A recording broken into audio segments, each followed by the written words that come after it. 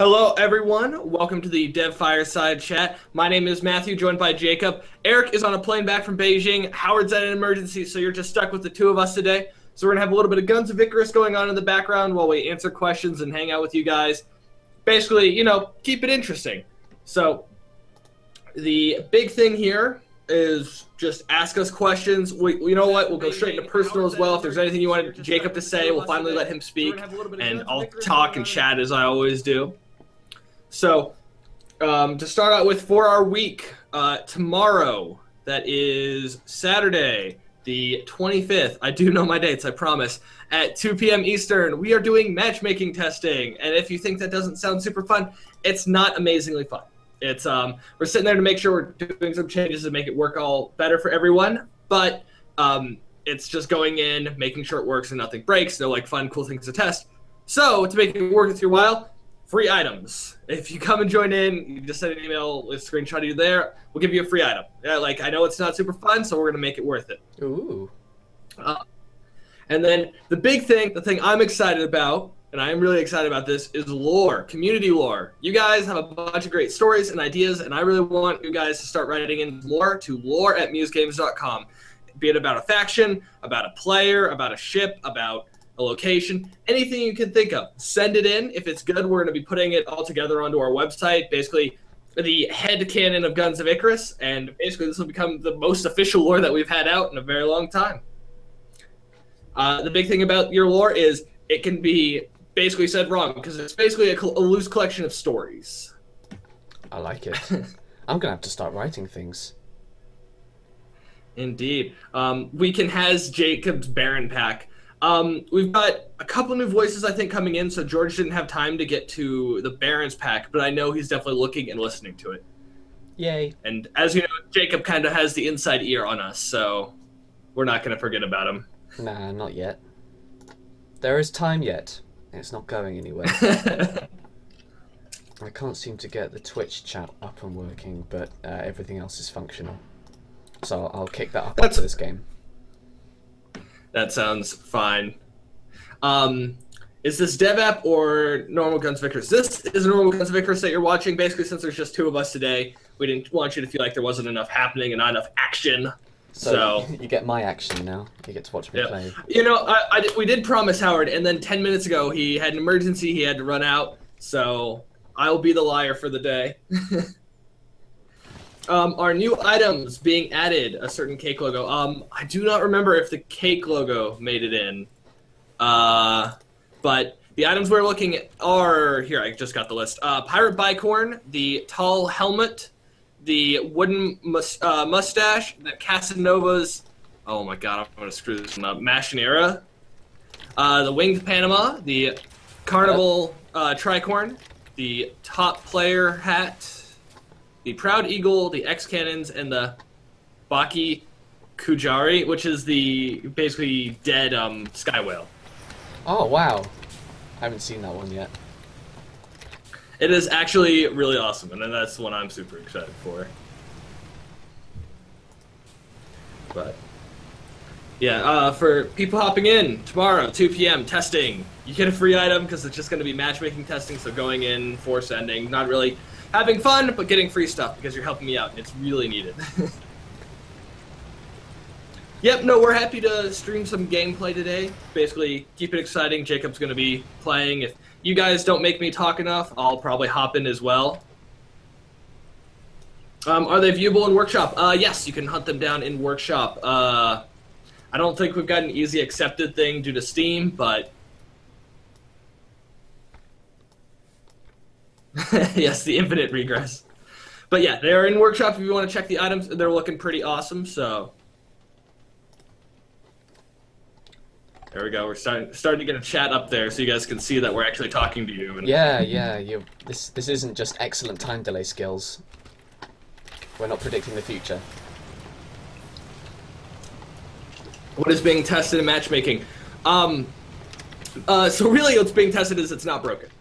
Because we made a couple changes, especially to how, like the infinite rematches coming in. We want to make sure all those work and people don't get forced back or something broke on that end.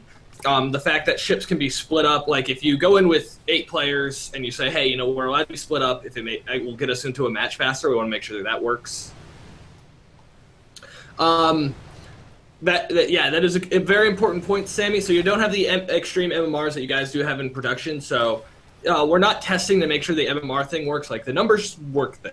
Like that part we have going. What we want to make sure is the flow is correct. So all the things we're putting in didn't break anything. Basically, we can do some testing on our own, but we want to make sure in a live fire scenario that the changes don't break the system. But, I mean, even when as we were testing matchmaking on the first time, there's just no way to get the exact, like, okay, if we have Sammy with 2,000 MMR, and I'm making that number up, so don't, like, quote me on that. And we've got, Matthew with 1,000 MMR, Key Bias with 1,000 MMR, doesn't balance him well, blah, blah. Like, we can test that. We can test the formula in Office, but we can't, test the live fire of that until it goes into production. But we can make sure nothing else breaks. Is it true to see all matches in custom game like the old match list? You will you will see them if the player count goes low. So like if it's in a situation where we feel like the matchmaker's not going to do well. I don't know what the final number was chosen on there, but if that should be in next patch. Will you be able to tell the system is broke when it breaks? Yes. Basically, we have a flow. We've got things to test. You basically just come in, use the matchmaker. Matchmaker works, good. All the changes we made didn't break anything. Like, there's going to be start match, end match stuff.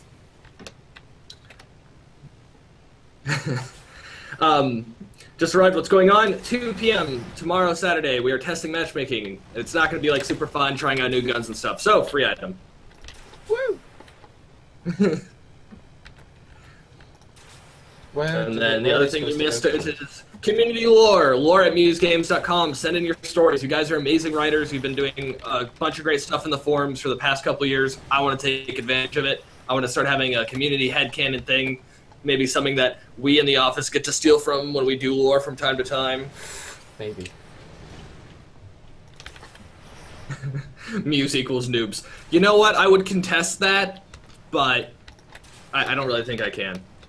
I wouldn't say we're noobs, but we're not as good as vets. Are you talking about my terrible engineering skills? Is that the problem here? True. You get to watch and make fun of Jacob. This isn't me, so. God, look at Jacob's pathing on his chemistry rotation. He's just thrown all away. For a minute there, I thought that was in the chat because that's basically all I've been up to right so far. We've only just got into some action. Yeah. Howard had to emergency leave, and Eric is still on the plane back from Beijing. Well, not still. Last week he was in Beijing. Now he's on his way back from Beijing. So you're stuck with the two of us, as always. Ask questions, keep us going. Neither of us in the office, so we can't be like, man, Eugene was at the computer yesterday doing this. But we can't answer personal questions. You can actually ask questions to Jacob this time and get him chatting. Oh, you don't want to talk about me, do you? I spent the most of the day talking about me. There's no change of pace. I'm trying to think of other exciting things that are happening. Oh, yes! The teachers tournament. Teaching tournament. Teacher, either way. Basically, we're going to have a lot of new players coming up in the middle of May, and we know the Guns of Icarus teaching systems aren't the greatest. I mean, they're not terrible. I'm never going to say they're terrible. But, who's better than that? All of you guys. So what's going to happen is we're hosting this event, and you and a friend are going to go into custom novice games. Just play them, try to help out people, and you do that, you get points. Doesn't matter who wins. Basically, someone on each side helping out. I like it. There we go. Oh, yeah. Sammy's talked about it. Basically, the big thing here is, if someone's willing to go out of their way and help teach new players, that's someone who earns points. That's someone who wins in our book. This isn't a skill thing. This is a, can you actually help out people?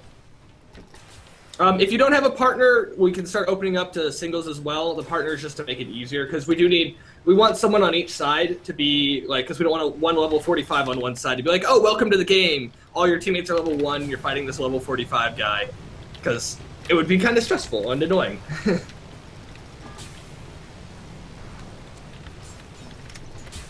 But so the big thing is, you know, find somebody. I'm sure if you don't have a partner, just, you know, let someone know or post in the forums. I'm sure you'll find somebody. CA involvement in this activity. CAs are free to join. Basically, during the event, everyone is going to be given teacher, anyone who signs up who we like, because if you've been reported 100 times, I'm not going to let you in. But the people who sign up and aren't jerks will be given teacher status, which will let them go into novice games. So CAs are definitely open to join, mods are open to join. Hey, if any of the devs, hi there, Alex, if you're watching and you want to join in the event, fully free, feel free. Sounds like fun. But yeah, basically my big thought process is we always go from, oh, you know, there's not enough people in this game, to, oh my god, look at all these new people in the game, I hate them, they're terrible. So I, you know, want to reward the people who are helping us, you know, not have terrible new players. Where can you sign up? You can sign up in the forums. I'll grab the link for you. I think I have it up. Yes, I do. So here everyone goes. Oh, you get new players in the tournament. So what you'll do is you'll be a teacher. So this will let you create a custom game. You and the one person you're with, it can be more, but try to make it even, will go on either side, and then you'll open it up to the matchmaking queue. So this will open you up to the novice matchmaking queue, and it'll just start throwing newbies into your game. Woo! Because the big thing I was thinking is, you know, it'd be great if we had something to get new players in the community and help teach them, but the problem is new players don't watch the Dev Fireside Chat, they don't read the newsletter, they don't do any of that stuff. So, to our knowledge, at least. I'm putting it in your guys' hands. And yes, oh my god, ENCA24. Definitely, I want to see your stories for the hotel pages. I want that thing filled up. Do novice games ignore MMR? I actually don't know. I think most novices have around the same MMR. And we do have CAs who already go in there and train, so it'll still put people in there.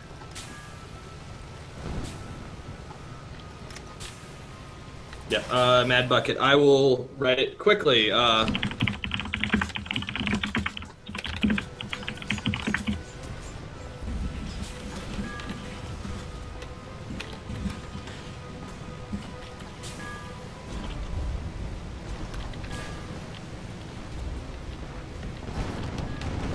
Oh, it's all going on now. Yeah. So for getting into a game, so you won't be using the matchmaker to get in the game. The matchmaker will bring people into your game. So you'll be creating the custom game and then opening it to the matchmaker, and it should put novices in there. Are there any plans to keep Wrathburn away from novices during the novice flood? Wrathburn's a nice guy. I like him. He hasn't given any gruff or trouble. And also the queues are really long right now because there's, for novice, you're not going to get any games if you're trying to do a novice queue right now because there aren't enough novices. But in the middle of the May, we're having literally the biggest event we've ever had. So this should be a bunch of people coming in. And if not, we'll find a way to reward everyone who tried to help out anyways. But trust me, we've got a bunch of YouTubers, a big sale, a whole bunch of stuff happening. So it's going to be exciting. Our biggest peak, ever was 4K, and I'm kind of planning on beating that this time. We've got a record to beat. Let's do it. Tell all your friends. Novices just get thrown into duck ponds. Yep, they do now, but they will not for this one because they'll actually have novices to play against. The problem is there's not that many games happening a lot. Are you guys doing a YouTube demonstration match? So for this right here is just us playing around, so you're not stuck with just the two of us chatting. But for the YouTubers, they will be playing in a tournament amongst themselves with the devs on as well. Every time we've done this with a few of them, it's gotten really good returns. Like, you know, a lot of players see us and they buy our game and they come play for a bit. But this time we're getting a bunch of YouTubers, 16 total, so we're really excited. When is Stamina coming? Stamina is coming very soon. I think Eric, when he gets back, is making like the final adjustments to it, and then we're going to be doing the final test and releasing, I want to say, by the end of the month.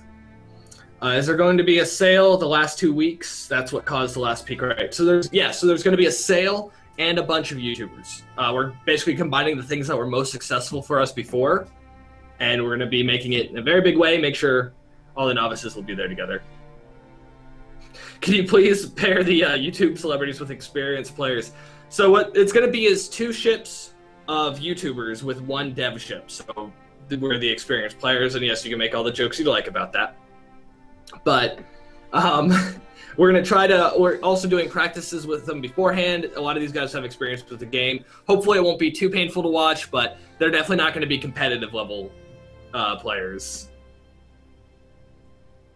Have them face Monkers? Oh, God. Yes. The YouTubers would be destroyed by a good Monker crew. But think about how good it would look.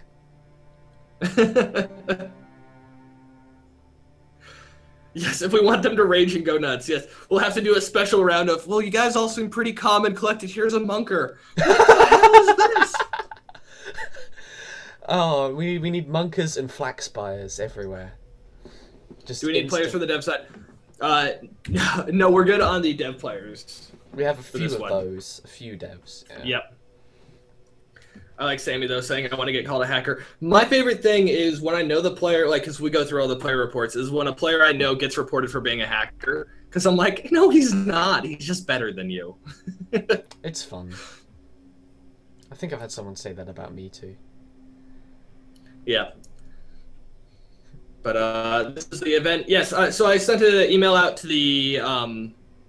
The teaching event was sent out to everyone who goes on the newsletter, but I also sent out a call for people... for our CAs for a little help out for like video recording stuff. But I'm good on that side. Thank you for all the CAs who responded. Definitely appreciate all the help you guys do.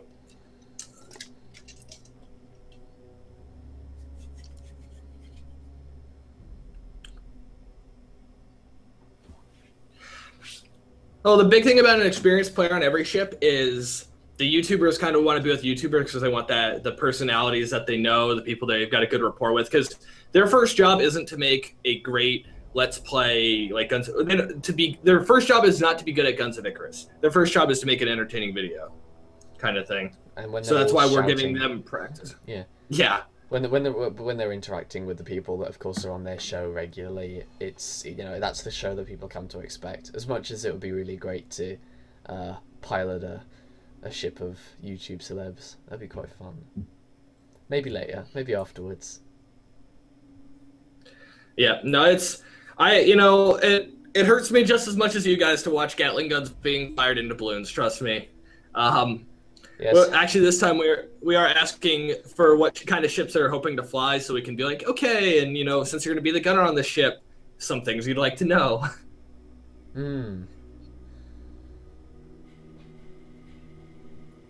Yeah, and the CAs definitely, if we were looking for nice and helpful people to be with the YouTubers, would go to the CAs. The big thing, though, is these videos are going to be recorded and streamed, not streamed, but recorded and put out on YouTube. So they wanted to have the guys that, it's sort of like a comedian. Like, they're there to be funny, and they want to work with the people they know they can work funniness with. Yeah, Gilder has it right. Their first job is to be loud, obnoxious, and get blown up by mines. I like it. Let's do that.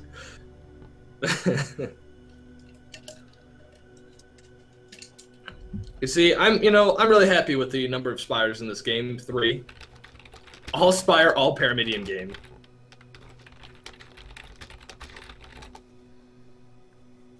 I will say, I use a new gun in the dev games to great effect. It goes well with a Hades and Banshee, but then again, most things do, I guess. Don't let them use galleons. Oh my god, if I could just dictate exactly what they'd use. But no, we're definitely going to be helping out with their builds, make sure they're not like, oh, we took double harpoons on the front of our Pyramidion. I've never really seen a big problem with their builds. A lot of the YouTubers do actually build okay ships. Yeah, we also give them little nudges and say, you're probably going to want an explosive gun somewhere on your ship. You don't need one of those things. Just take loads of shatter damage and poke them at walls. It's fine. Piras are still super common. Yeah, actually, Piras are still super common even after their nerf, kind of thing. They win games, they lose games, they're picked all the time. Which is fine, really. It's good. Yeah, I mean, we're always keeping our a lot of YouTubers rebuild with them out. They do so much, and it hurts. True, and the peer thing might just be inertia people to use them to switch or not aware of the nerf. It is always something we're trying to keep an eye on balance-wise, not just numbers, but a lot of players have given us feedback, both positive, negative, neutral, and we really appreciate it because we can't be everywhere at once. We can't be inside every game.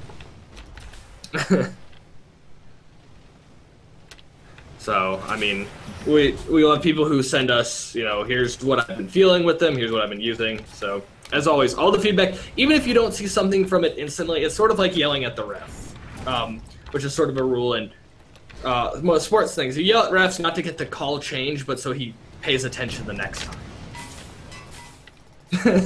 Yeah, Gilder, it's 4 shells. Don't you know anything? Actually, I don't know if it's 4-3. Like Eric does, but I don't know all the numbers off the top of my head like that. I knew I was out of range. I don't even know why I fired. Because you just want to show off how terrible you are, and be made fun of by the Twitch chat. That's right. Oh, Jacob's a scrub. He doesn't know the range of his gun. Yeah, especially with Gatling. Man, now you're just wasting ammo. I know, right? Or Gatling and greased ammo. That's right. I would love to see more viable builds with the harpoons as well. The harpoons are definitely going to get looked at. I mean, it's... Oh, God, we've been saying it for a year now. Like, it's on the list. It's a stupid list for a team of 12 guys. But we really want to upgrade the harpoons.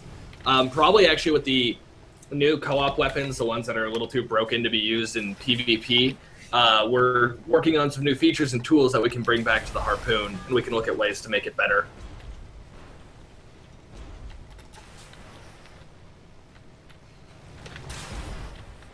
The new PR just requires a better main deck NG. You know, I could definitely see that. Like I've still been killed by plenty of Pyramidians. I know that that's not saying much, but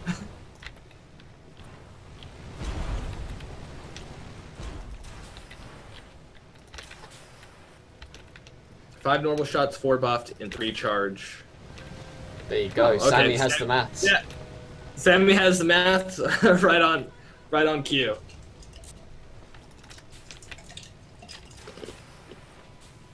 I mean, that is actually the new weapons are for co-op is something we're really excited about because we've gotten to make lightning cannons and basically laser guns, and a heavy harpoon was something we were looking at.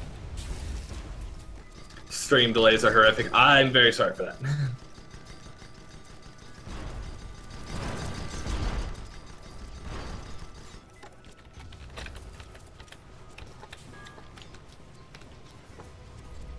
Are you actually gonna hit with the Gatling? And oh, you're in range. No! I made a mess.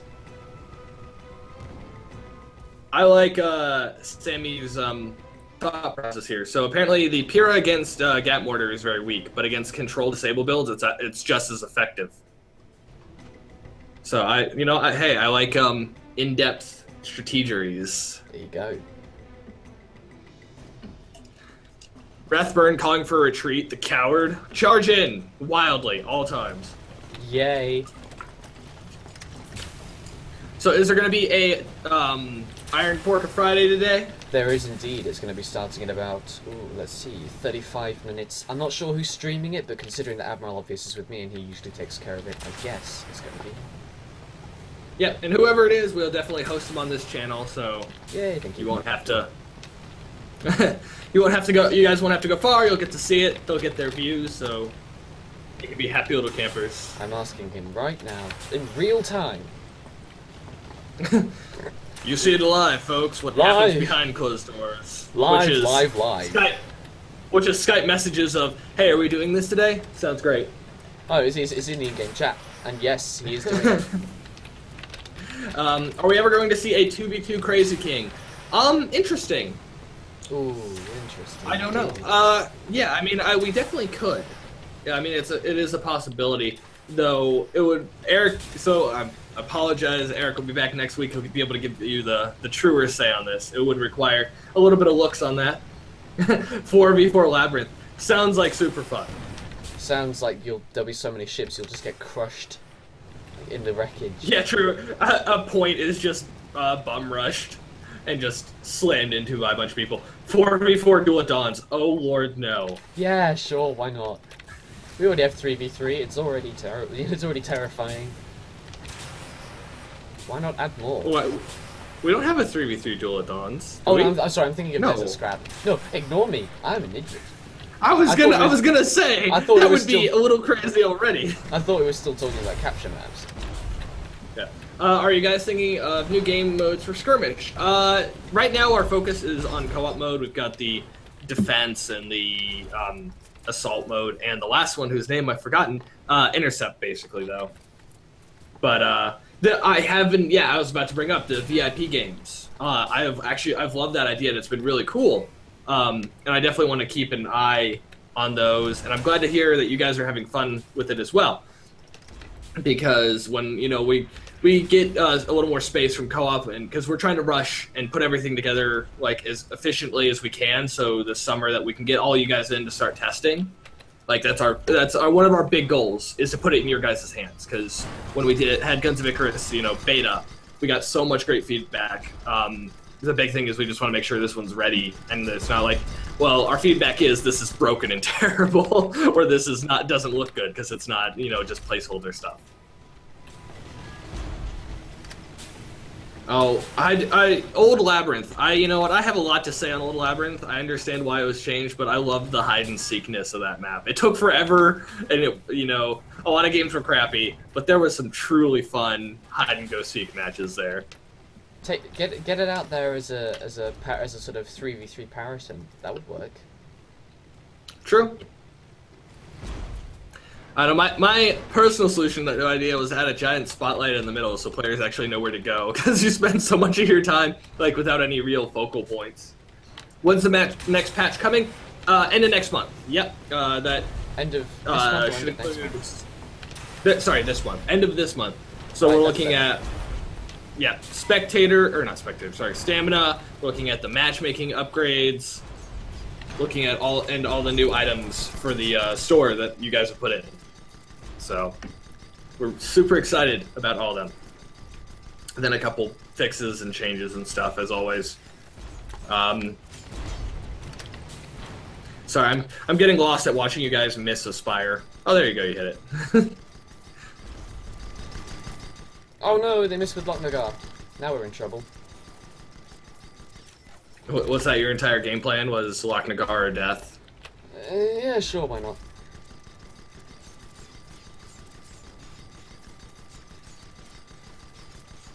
But as always, guys, keep the questions coming. It's kind of, we got the goofy crew of me and Jacob, so feel free to make them personal, favorite sandwiches, dogs, waffle, I don't know. But whatever you guys want. Definitely Guns of Icarus related. Any industry questions we can definitely answer. I'm happy to say that we've had some time in the industry. We can answer some questions about anything. Have you been... Oh, actually, yeah, Sammy, you brought this up, and I was actually just about to say. The Hey Mods push that Steam is doing with Skyrim. So, there's definitely a lot of sides to this, and I'm not going to say I know everything about it, how everything should be. On one big hand, though, some of the mods in Skyrim add in more content than all of their expansions have combined. The amount of work that people put in is great, so I'm really happy that people can get rewarded for their work if they choose to be. I mean, it's not like they're forced to make every patch or every mod money-based. Putting money in the situation always makes it more complicated. There's going to be things that are wrong, things that are right about it. But I think being able to pay people who do great work, if players choose to, is always a good option. Kind of thing. Will I personally be buying mods? Not right now. Skyrim, I don't really play, so it's hard to be an example. But hopefully, if some good ones come out, it's something that interests me. We can do it. Oh, and Howard's emergency is over. We can start pulling him in. So I'm going to rope him in here. I'm going to make Jacob do some little ropes. Oh, no. With getting everything set up. Yeah, wizardry ahoy. Right. That... Oh, right. You gonna have to move everything. Here we go. Wizardry is coming in. Hey, can you guys hear me? Yes, we can hear you, Howard. Okay, I probably don't have video, right? Okay. Nope. Are you going to be? Probably not. I'm on my Okay. phone. Alright, that means I don't have to change anything. Okay, that's... There we go. Everything's perfect. We're just talking about the Steam Workshop. They're starting to do paid content, and we'll just finish that up. The next question is, how about maps for the workshop? The biggest problem there is we don't have any tools for map making. Like, we do everything by hand ourselves right now, so there's not a good way to put it into the players' hands. Yeah, I mean, because map making is a lot more. It's a lot more complicated because it is part level design. It's also very performance constrained. Like, it's because we have to actually tune performance quite a bit for every map. I mean, as you guys know, and it's a level design thing, which is possible to open up to people, but we don't. Sometimes it's been more art. So we don't have like a tile set, for example, for some of the so like other games that have kind of a simpler map design type of thing. There's a level editor. Where you can basically just everything is tiled and you can just kind of place everything. We don't really have something like that. Although, yeah, maybe we'll see, because Alex is actually doing work on potentially procedurally generating stuff. I don't know, maybe, and we're building better map creation tools and stuff to automate stuff. So maybe down the road we can do something. But yeah, it'll be really cool if people get to create maps and stuff. But yeah, we're not really there, I guess. And then Sammy asked, question, what was Howard's emergency? And to follow up, how long has he been hunting vampires? And then another person suggests that you are, in fact, a Ninja Turtle. I am a Ninja Turtle. Yeah, I would love to be. Yes. I just jumped off a 40-story building just in order to make this call. So yeah, absolutely. Nice. Sounds a little dangerous. Not for a Teenage Mutant Ninja Turtle. No. Yeah, well, let's put it this way. I commute underground every day, like probably a Ninja Turtle would. So you have eaten New York pizza, ergo, you are a Ninja Turtle. Yes. Which Ninja Turtle are you, Howard, is the next follow-up question, apparently. Well, that's actually a good question. I don't know. I guess my identity shall remain hidden. Listen, he's safe because you don't know which giant turtle he is. Yeah, and then I don't know how people's reaction. I'm curious. I missed the earlier part of the call, but I'm curious to know what people's reaction is to Steam's, stuff in general, or if there's any concern for, guns. I'm assuming that there's probably not concern for guns, but I'm also wondering what people feel about that in general. So. Yeah, so really the concern is mostly that it's just a mess with Skyrim right now. People are taking other people's free mods and then putting them up for money under their name. Yeah, I feel like that's where people run into issues, right? Is that if there is a promise of free mod, or people have the expectation of doing free mod, and they don't have a choice, and all of a sudden that's being monetized, and I do agree that in those instances, it is kind of weird, right? It's kind of. Well, no. What? So people are taking the free mods and basically stealing them and putting them up for sale under their name. Yeah. That's also really bad. Yeah. But I feel like well, so anyways, I guess the way we, so for us, it's always been, if you want the option to put it up for free, you can, and it's more individualized, right? It's if you want to do stuff because we create everything anyway. So like we'll work with the individual creators. Like if you want to, charge, we'll just charge like with the standard item prices in the store right now, and then just use Steam's standard revenue share thing.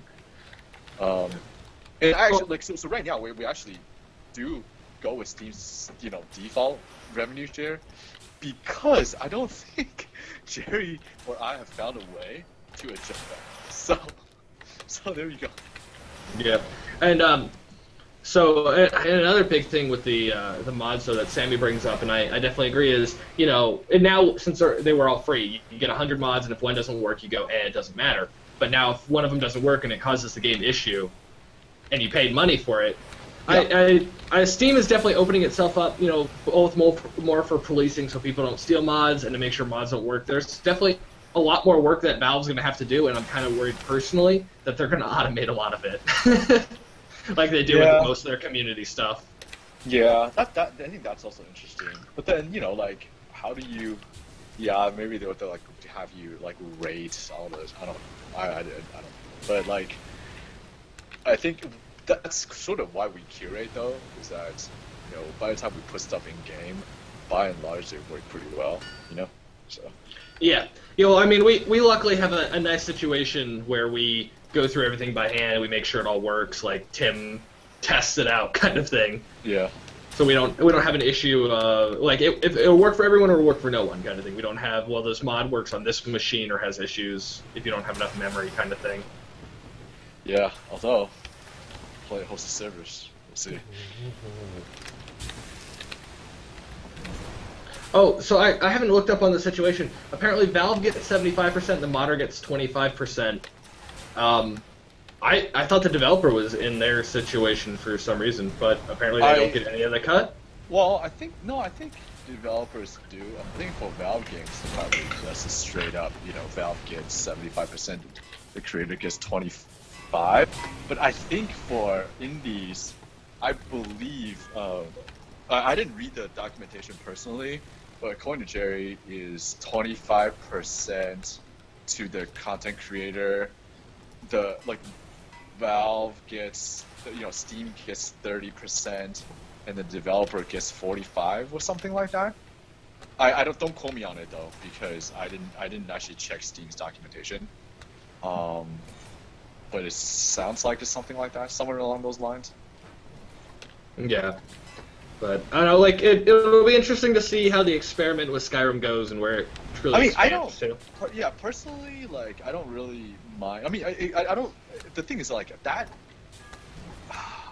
I don't believe that's adjustable. I'm not sure. Okay, but I think that should be adjustable. I mean, ideally, we don't even mind. Kind of like depending on what the content creator.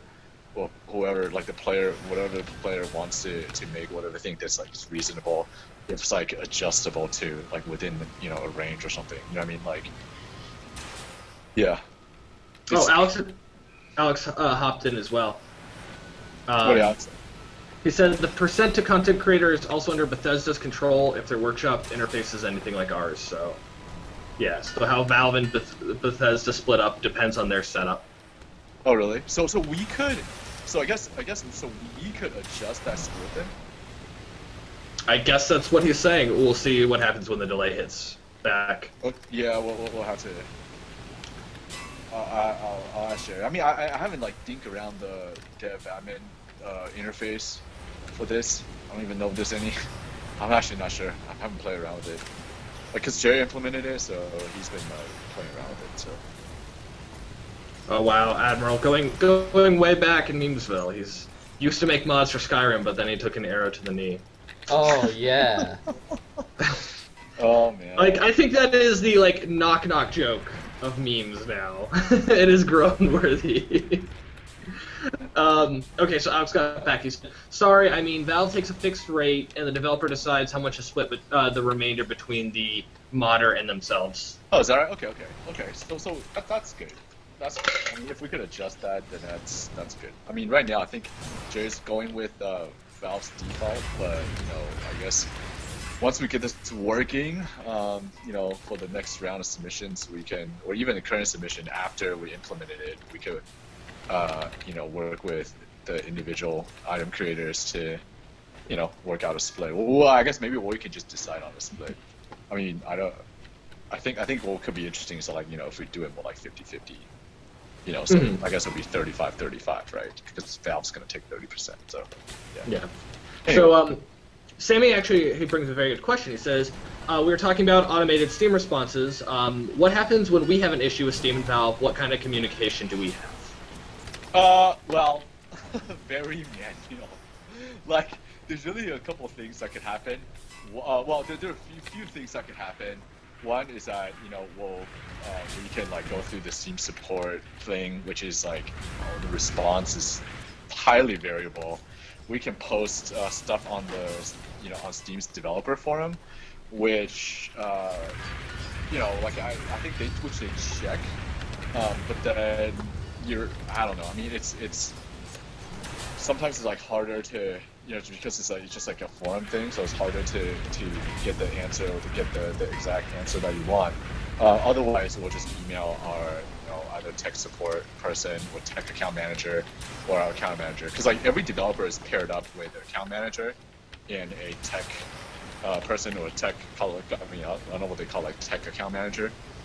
So if we really have a problem where we really need to get answers, we'll basically just have to email our Windows or our account managers and have them help us. And well, I mean, it used to be, because they used to be like, it used to be that, okay, if I want to change a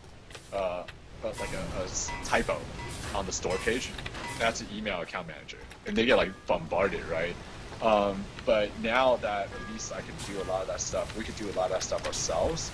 So that the question is more like, oh, if there's really more serious, like, you know, questions or problems, like, oh, for example, like in this case with the whole rev share thing. Originally, like, we were testing it, but they can't get it working, and so on. So like then we've been talking with our tech account manager. He's been like helping us liaison with their tech or with their dev guys and stuff. So so like, anyways, that's usually what we do. And then, so Jacob, can you apparently lower the in-game sound volume a little bit? Yes, absolutely. Give me an Awesome, opportune thanks. moment. And then there was a question about the flare in the dev app. Yes, it has arming time, and yes, that's planned to come out in the next patch. Basically, this will make it so you don't have like a slight cloud right in front of you, and you completely light up your own ship saying, "Shoot me here." For people who are having issues with the stream, I'm currently watching myself to make sure everything's going well. Try refreshing the stream. It's looking smooth over here, but we'll try our best to see if there's anything we can do. And we are caught up with questions. So, Howard, you know, anything in the office or anything you want to bring up? Well, I'm not in the office at the moment. Well, you've been in the office for the week. That's more than me or Jacob. We haven't been in the office for like the last month. Well, basically, with this sprint, so like last week we had, you know, we did our sprint planning, our quarterly planning, and, you know, start talking about some specs. So essentially, I would say right now, with co-op, which is something that, you know, you guys don't really exactly see, right? I mean, it's something that you don't really see as much in dev app and whatnot. With co-op right now, we are obviously still prototyping some of the game modes, right? And you know, obviously fixing, iterating, and you know, on a lot of fronts. But then we're also continuing work, doing more work on the world progression stuff, just progression in general. And we also talked a lot about really, you know, right now it's like the game modes, like they're kind of working mechanically, and AI is, you know, getting a lot better. But then a lot of going forward, the next phase of the work will be to add in the mechanics and the features and kind of the systems where, we can gauge how well people are doing. So right now it's like if you play defense, there's some drills that you blow up and get resources. Well, but then right now in the game mode, you either win or you lose. There's not a way to gauge how well you're winning or how well you're losing. And the stuff that you're getting, doesn't really have much meaning. So that's the next phase of what we're working on, is to make all that meaningful. So you want to play the levels again, right? And hopefully, at least a few times, hopefully more than that. But so that's really the next phase, and it's really important. And then I think we have a lot of like really interesting mechanics with that's within the game mode, and we'll see like what we can do with it. As far as like making more contents and stuff go. And one thing that we're going to be spending time on is to actually refine AI again, because they're right now they're still having problem navigating through really narrow spaces, and that affects the way we design maps. And so we want to take another pass to fundamentally solve that problem, so we can have more flexibility in designing maps.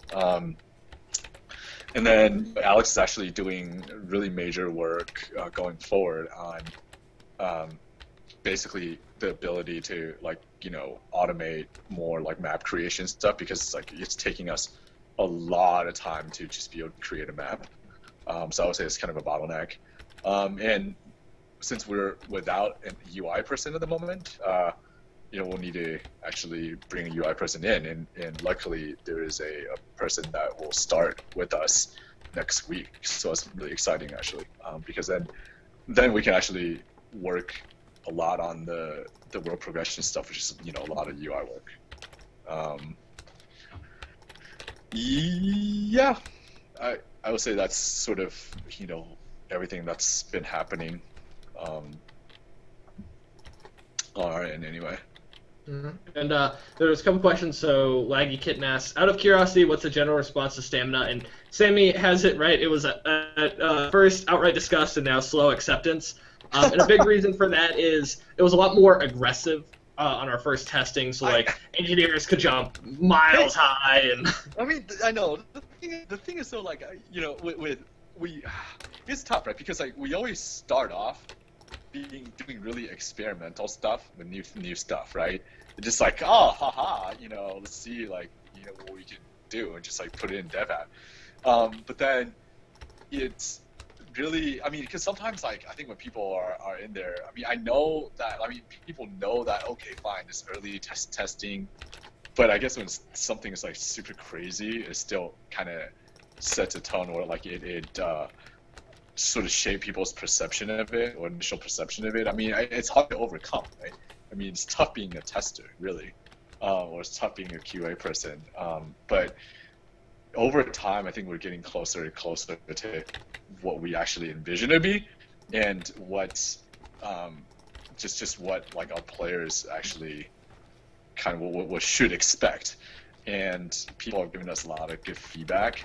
I feel like we have really listened to this and addressed it. So yeah, I guess I would say Sammy's a good example. I think when he first saw it, I was like, what is going on, right? But we talked a lot, and we got that great feedback from people such as Sammy. Now it should be closer, or pretty close to what people should expect, I think. Yeah, and then someone was asked. The next question is, what is your favorite location you visited on vacation, and why? On vacation? Yeah. Wait, me? Yeah. Well, I think it's for all of us, but go ahead. Well,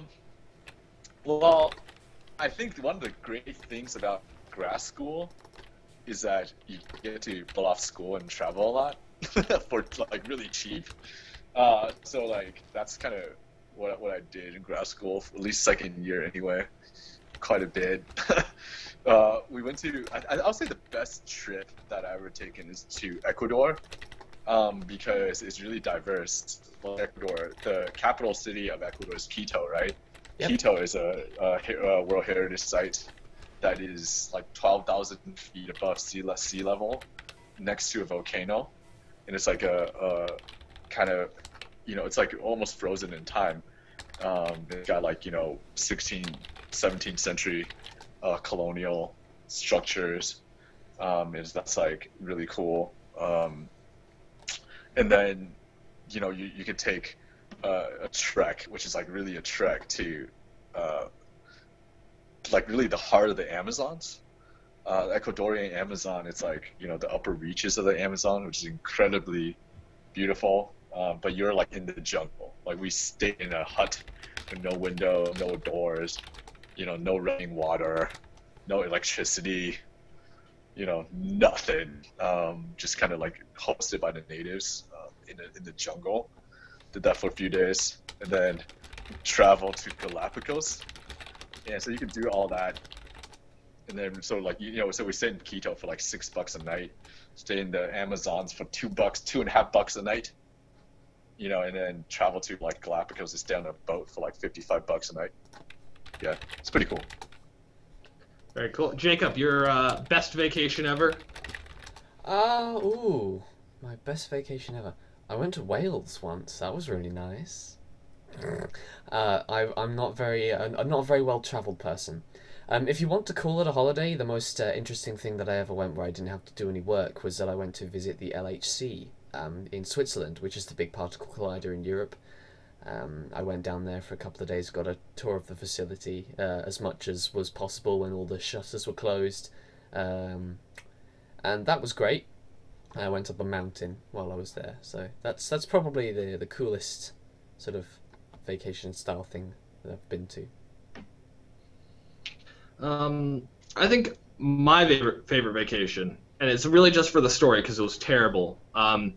We went on a road trip when I lived in England, and we ended up, me and my dad, skiing on the Alps, but it was during a blizzard, and the trolley that went up didn't, for some reason, decided that it would not stop at the green or the blue levels of skiing, which if you haven't skied before are the beginner and like intermediate. It would only stop on the black diamond ones. So I was 10 years old.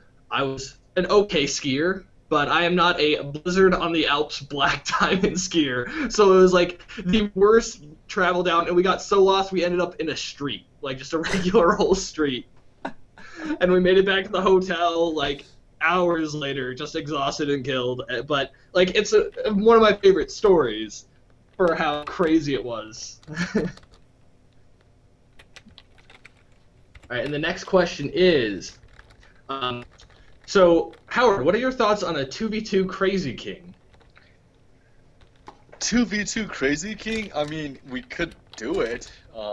It would be interesting. I guess if the map size is right, if the number of points is right, yeah. I mean, I could see that.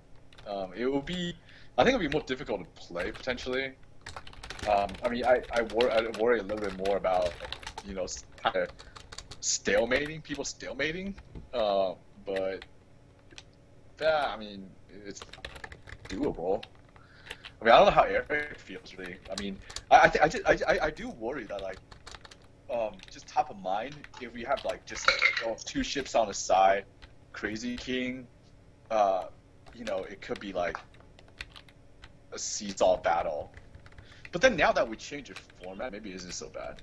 Like if since kill counts towards points, and then if you kill one, you can like basically kind of get the point. Right?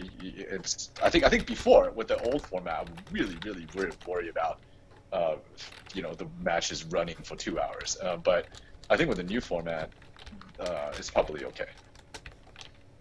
And then the next question: are you planning on adding more ammo choices according to different situations, ranges, and targets?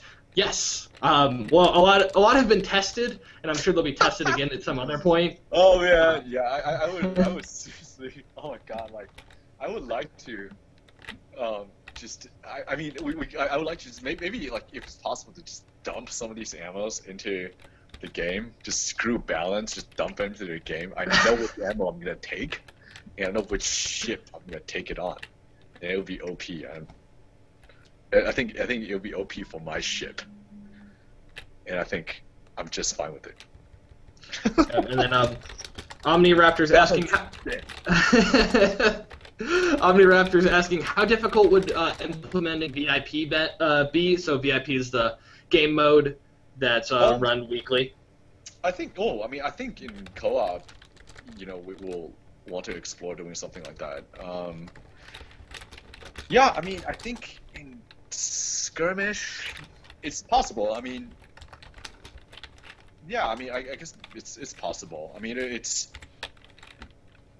But we'll have to see. That's probably a better question for Alex, mechanically. But then I think for co-op, it's more. Say if we have something similar that we're doing for co-op, and then eventually we want to decide once the mechanics in place, if you want to bring it back to PvP, and that makes probably a lot more sense. The next question: will we ever see new maps from co-op in PvP? So will we ever rework the maps? That is another fascinating question, because the way we design, because the way we design the co-op maps are with co-op in mind, right? Mm-hmm. They're not even. I would say right now they're not even optimal for what we want to do. But then the map design consideration for co-op is to make it optimal for co-op, and the co-op game modes are really different. So they're not like death matches, right? They're not King of the Hill. There's something very different. So whether they apply to skirmish or not, it's really hard to say. I think the one. So for example, the one map that we're doing, maybe just as a map, that we can potentially bring it back to co-op. To bring it back to PvP is probably Assault right now, right? That Assault map. Mm-hmm. Just because it plays very like canyons, The Admiral's saying he's a board game designer. I like coming up with cool ideas for games. Dude, yeah, very cool. Mike, who is working with us now, he's got a lot of some new ideas for modes as well. So, yeah, I think I don't know if that's a question or or that you want to design maps from some stuff for us, but yeah, I think there's similarities in that sense in designing. But even though we never designed a board game before, but except for maybe Alex, it's in a way it's a little bit similar concept. Well, and I forget his name, and I feel terrible because we got to talk to him at PAX, part of Extra Credits. James, yeah, he always talks about board gamers. It's like it's analog video games, so it's a great way to test ideas because it's a lot quicker, kind of thing. We kind of did that with the faction map. We made almost a online board game to make sure a lot of the ideas worked. Depending on the game genre, a lot of design work is done, level design is done on paper to start, and then kind of brought into maybe Unity to prototype and whatnot. So. And we are a couple minutes away from closing. The Iron Fork Friday is going to be coming up, and I don't want to take any time from them. So if there are any more questions, try to sneak them in now. Otherwise, I'm going to start my closing spiel, which is 2 p.m. tomorrow, Saturday, Eastern. We're going to be doing some matchmaking testing. Jerry, the guy who put in a bunch of fixes, wants to make sure he didn't break anything. So you come in, you just go through the flow, you get a free item because we're not testing anything cool new guys. We went through an entire Dev Fireside without talking about Pyrrha. Is that possible? Oh no, we talked about it before you got here. Sorry. Nice try though. Sammy brought up a really good point, which I liked, and I'll echo here. Basically, he said that against a Gat mortar, the Pyramidians, it's paper thin, it's easily destroyed, but against a controlling or disabling build, it's just as effective as it normally was. Well, yeah, anyways, we have not forgotten about Pyrrha. We're talking about it. Me and Eric, at least, are talking about it. So I will say that. All right. Oh, and I missed a question by Sammy, so sorry about that. Here we go. I found it. It'd be nice if the default audio setting wasn't max on both. I've always had to tell people to turn down game audio and leave voice high. Any chance that could be changed? It's a big hindrance while teaching new players. Yeah, I don't see why we can't change it, really. It's easy to set the default levels. That's not an issue And yeah, I mean, we can totally do that. I mean, we can basically add a reminder to kind of adjust that. I'm not even sure, like, what the legacy was. I mean, I just remember, like, one time, you know, somewhere around the time we were doing, like, Linux build or something, there was, like, you know, I don't think the audio settings for different, like, builds on Unity was, like, all uniform, but I'm not sure. I might be making it up, but. Someone's asking, how do we claim the free item tomorrow? So just come in tomorrow, and there will be server messages saying. We'll make sure you know, and I'll be on there tomorrow. So if for some reason you miss these server messages, which go up everywhere, and hopefully you don't, but if you do, I'm Keybias on there, so just shoot a whisper to that. If for whatever reason you don't see me, which if I died and someone else took over, just send an email to feedback@musegames.com. If you came to help, we're going to make sure you get rewarded for that, because I know doing matchmaking flow stuff isn't as fun as new guns or new systems, but it's definitely super important, and we really need the help, so thank you so much, guys. And with that, we are going to head out for the day, so that means next you'll see us tomorrow for the testing, and you'll see us on Tuesday, Thursday at 5 p.m. Eastern for the dev games. Definitely want to see everyone there. And then next week, same time, 3 p.m. Eastern, we'll be doing the Dev Fireside Chat. Eric will be back with us. Howard will probably have video, so you'll get to have the normal crew back. Thank you for joining us, everyone, and we will see you later. Thank you. Bye.